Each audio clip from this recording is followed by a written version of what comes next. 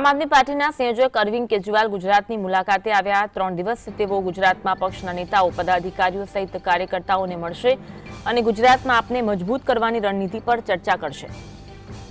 કેજરીવાલે મુંબઈ કોર્પોરેશનમાં ભાજપની જીત પર નિશાન તાંકી કહ્યું કે ગડબડ કર્યા બાદ પણ ભાજપ પૂર્ણ બહુમતી સુધી પહોંચ્યું નથી, તો ગુજરાત માટે એમ કહ્યું કે ગુજરાતની જનતા ભાજપના શાસનથી પીડાઈ રહી છે।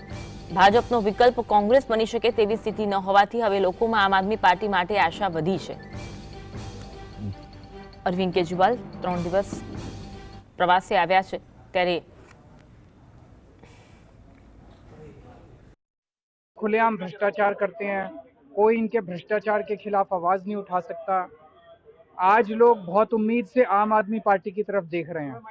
आप लोग देख रहे हैं कि पिछले 6-7 महीने से पूरे गुजरात में उत्तर से लेकर दक्षिण तक, पूर्व से पश्चिम गुजरात तक हर जगह जगह जगह आम आदमी पार्टी की रैलियां हो रही हैं, सभाएं हो रही हैं और जनता खूब भीड़ उमड़ के पड़ रही है। लोग खूब आ रहे हैं जनता।